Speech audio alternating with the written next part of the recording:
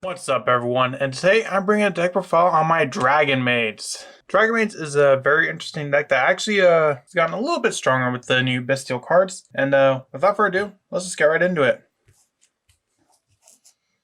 First, I run 3 Parlor Dragonmaid. Parlor Dragonmaid, whenever it's normal or special summoned, you can send 1 Dragonmaid card from your deck to the graveyard. Additionally, at the start of each battle phase, you can target 1 level 8 or higher Dragonmaid monster in your hand or graveyard, special summon it, and if you do, bounces back to your hand. So it has a tag out feature like the Magnet Warriors. And Parlor is essentially kind of like your Foolish, so you can Foolish, let's say, one of the higher level Dragonmaids to the graveyard to then special summon them and bounce Parlor back.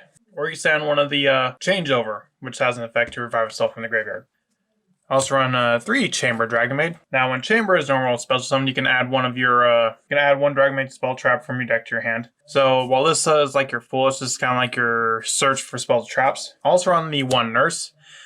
Nurse, when it's normal special summon, you can target 1 level 4 or lower Dragonmaid monster in your graveyard, except Nurse, special summon it. Well, you only run 1 Nurse, so that restriction is almost non-existent. And Nurse, like the rest of the smaller leveled Dragonmaids during the battle phase, special a level 7. Well, yeah, in the case of Nurse, a level 7 Dragonmaid. Chamber is level 7 or higher, or something like that. Level 7 higher, level 8 or lower. Basically, can summon any of the higher level Dragonmaids, and all of them can tag out. The big Dragonmaids have the opposite effect.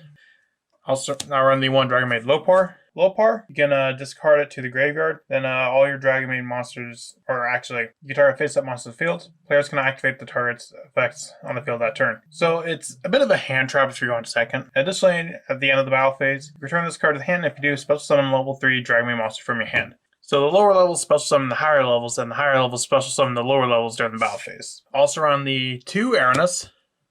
Aranis has a quick effect where you can discard this card, special summon level 4 or lower Dragonmaid monster from your hand. So Aranis allows you to play on turn 0 more or less, which is definitely really good. And that's definitely very important for decks to compete in that same modern metagame because a lot of the best decks can essentially play on turn 0. Personally, I don't think that's a thing that should really be allowed, but Aranis can do it now. Not as effectively as I'd say tier elements, because while it does summon a Dragonmaid and they do have effects on summon, it doesn't really give you a whole lot. At most, you maybe get 1 disruption if you summon the Parlor and then pitch the Dragonmaid Tiding. Now, I also run the 3 Bystial Lubellion, 3 Magna Hut, and 3 Baldrake.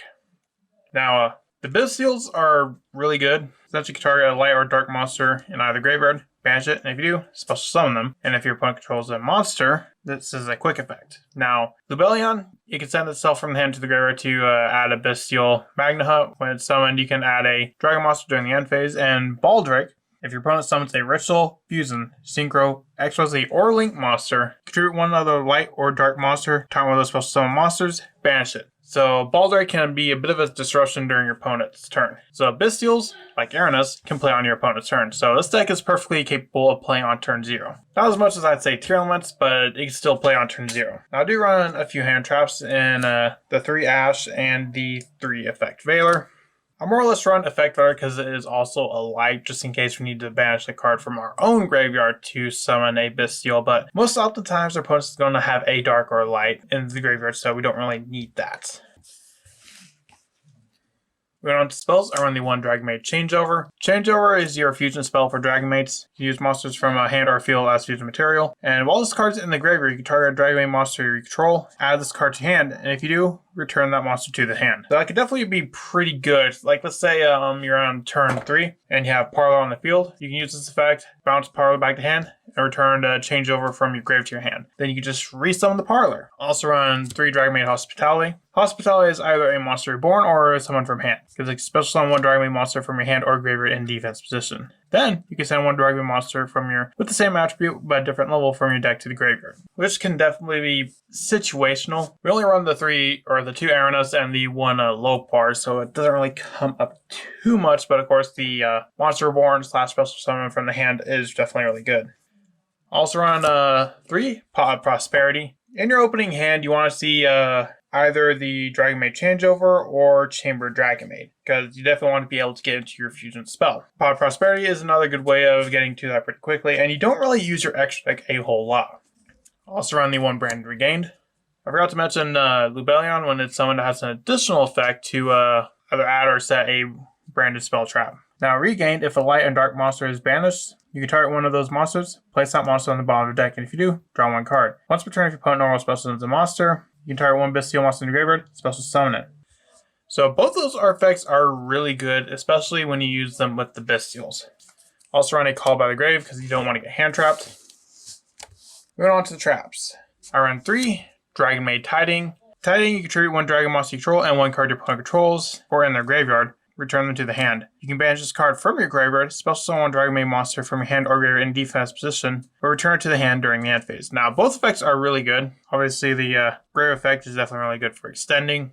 Now, the cool thing with the Dragonmaid Tiding is you can target a Dragon monster you control, or not a, target 1. So, it works perfectly well with Bystials.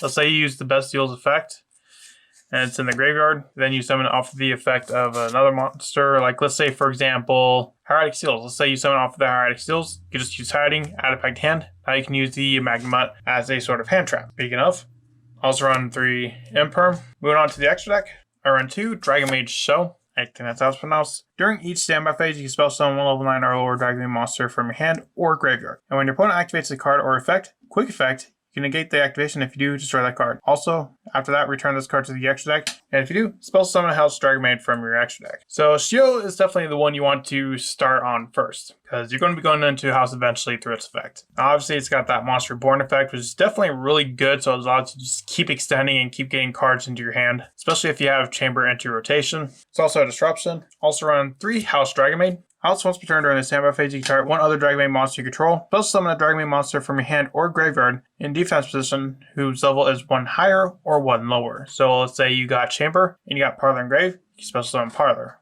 If you got Nurse, you can summon Nurse.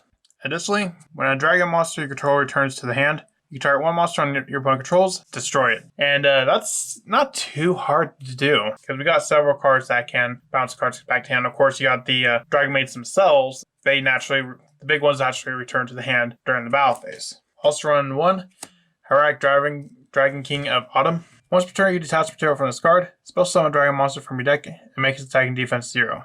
So it's a special. Also run the 1 Wallow. Now, I usually go into Hieratic over Wallow, but sometimes Wallow will come up. Now, as a quick effect, target 1 card in your opponent's graveyard, detach 1 or 2 materials from this card, then activate the appropriate effect. If you detach 1, return to the deck. If you detach 2, you can take control of it. So that's definitely really good. And depending on what you're going up against, you'll activate different effects accordingly. Also run the 1 Constellar Ptolemy M7. As well as a Zeus, just a pretty solid card run. I do run 1 Guard Dragon Pisty. It's going to come up from time to time, although it's definitely the weaker of the 3 Guard Dragons and the only one that's not banned. Although I feel like sometime in the future, it probably will end up getting banned as well. Also run 2 Hieratic Seal of the Heavenly Spheres. I did try 3, but 3 just wasn't really necessary. Also run the 1 Phoenix, the 1 Unicorn, and an access code to round the game out. So what do you think of Dragonmaid? Do you think it's pretty good? Do you think this deck with the Bystials has a lot of potential? Let me know in the comments and I'll see you next time I make. Bye.